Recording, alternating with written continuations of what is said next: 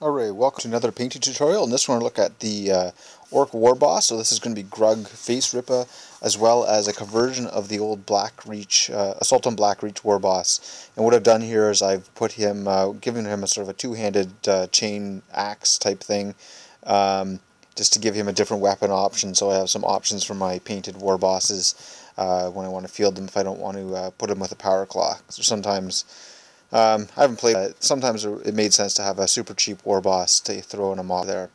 So anyways, so here's what they look like, and I'm going to walk through this in a slightly slower way than I have in the past. So this is going to be times video speed, and let's get into it. So I started off with silver spray paint there, and what I do there is just spray, and then I'm doing a dark wash. I happen to be using Army Painter spray or Army Painter washes, but all GW ones work just as well. So going through all of these here and just doing the whole model, nice thick coat here. It's actually not sticking well, and I do fix that up after, but anyways.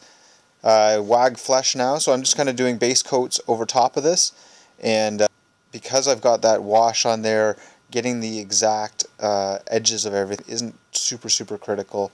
You know, the silver there is going to look just almost good at the edges as the green, especially once it's been shaded and all that. So anyway, just going around doing really quick base coat of everything there. Legion Drab for his pants. I'm going to give him some sort of a khaki color pant there. And you can see, because there's a lot of metal orcs, I find that this is a really fast way to do the metal and a nice base coat on everything. Otherwise, silver can take forever to paint on the model if you're doing it individually, and then shading and highlighting it. This kind of skips a lot of that. One thing you could do before doing these base coats is give it a dry brush of Necron Compound, but I highlight the silver later. Okay, Rhinox Hide is going on some of these belt buckles and boots and that sort of thing, so just going to be my leather color base coating here. And yeah, just to get a nice even coat of all of these. Abaddon Black for all of the black areas, so his shirt is black, and it'd be anything that's checker pattern is going to be painted black first as well. And so you can see it's best to start with the colors that are sort of deepest into the model. Oh, here we go with the other Warboss, the Bad Moon colors here. If you really want to see how to do the Bad Moons, check out my Bad Moon Shoot-A-Boys video. It's another one that has all the yellow colors in it. So I'm just switching back and forth with these guys, painting them both at the same time, basically. So Evil Sunz, oh sorry, this was whatever it said there. Just doing my base coat of my reds, picking out some of the details, and obviously I haven't painted on the squig yet. He's going to get painted sort of set. Warp Block bonds on the coppers. Here, there, just trying to add extra detail on the gun and that sort of thing, just to break up some of the colors. Okay, so now I'm moving on to some, so Bealtan green for all of the Orc Flesh. And just as a note for the squig, I used corn red, so the sort of red all the way up to squig orange, main colors on that, and then I used the XV88 colors, so the Tau Light Ochre and that sort of thing, for the lower part to give it a bit of a different tone. So a Seraphim Sepia wash on all of the yellow bits for this guy. And I did the same sort of squig thing on the other Warboss too, much smaller squig. So Carroburg Crimson for all of the red bits here. And with orcs, you can get away with doing sepia or even Agrax Earthshade for those red stuff as well. Okay, so Doombull Brown main highlighting on all of the leather bits. So I'm just kind of doing an overbrush here, basically painting the whole thing over again except for the deep recesses. And that's the general idea pretty much for all of layer painting that I do. Kind of you have your base coat, shade, paint on the main surfaces with the first highlight, and then the second highlight is just sort of edges. Tallarn Sand for the highlight on the pants here.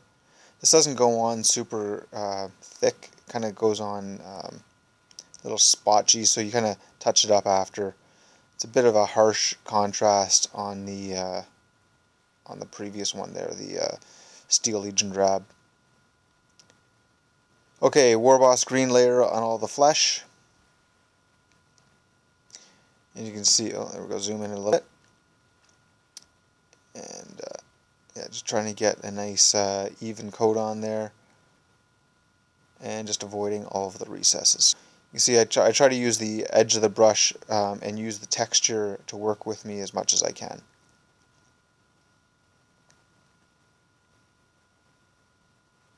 Alright, we're about halfway through here. Evil Sunz Scarlet for highlighting all of the red bits. And yeah, again, just painting on it all there. And most of the stuff is going to be too hard to reach with the camera in the way, so I'm going to do that off screen mostly.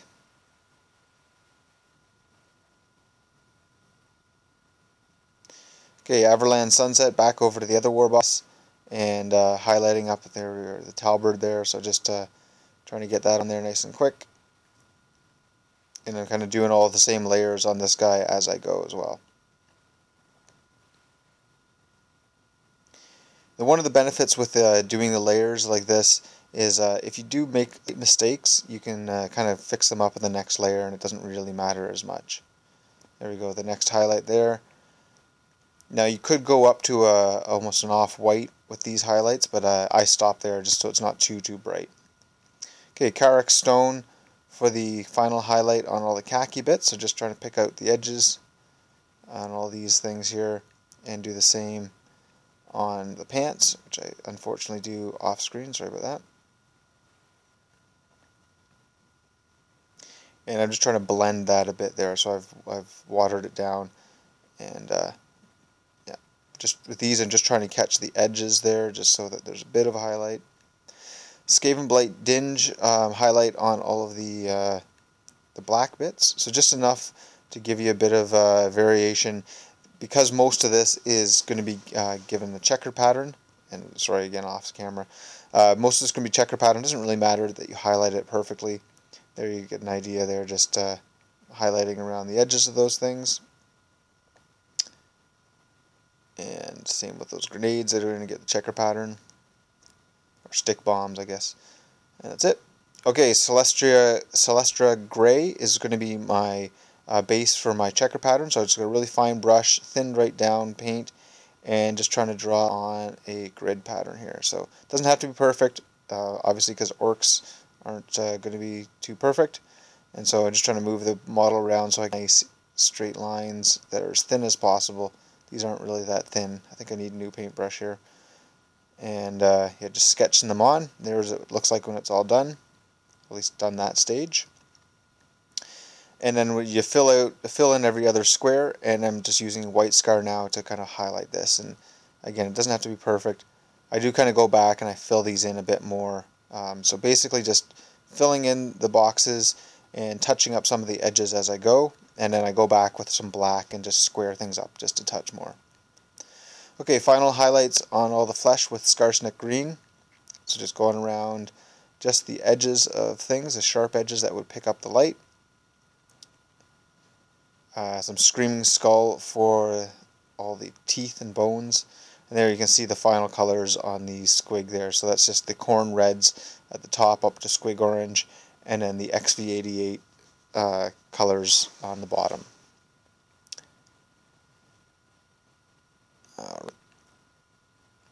Fix up those teeth. Some of the paint wore off as I was holding the model too much. Okay, some Tuskgor Fur to final highlight the boots. So just again, just slight edges, just to give a hint of that that highlight there. You don't want to overdo this one, especially Tuskgor Fur. I find it to be a bit of a different color than the rest of them in that highlight family. Okay, some bronze highlights here on these different bits, and this bronze paint is just mine's garbage, so having a hard time getting it on there. I fixed that up a bit off camera, but mine's kind of jellified, gone to some sort of a jello sort of a consistency in the bottle, and I'm not sure if I did that or if it just did it on its own. Okay, so Nalic oxide, painting that in the recesses, trying to keep that refined there to those recesses, and use my finger to wipe it off if I have to. This stuff here kind of goes on like a wash, but obviously it's a very bright color, and I really like this that look, so I like to use it lots. Runefang Steel, so just using this to highlight up some of the silver edges and that sort of thing. And again, I have a bit of a problem with some of my metallics. I think I added water to them or something that didn't really agree with them. Okay, so just doing some edge highlights on all the silver bits. You could have done this, like I said, as doing a Necron compound dry brush at the beginning. And that's it. So you can see these tutorial images on my blog. There'll be a link to that in the description below. Be sure to check that out. If you have any comments, suggestions for future videos, be sure to leave those in the comments. And of course, like and share this so that lots of people see it, and I keep making lots more. See you next time.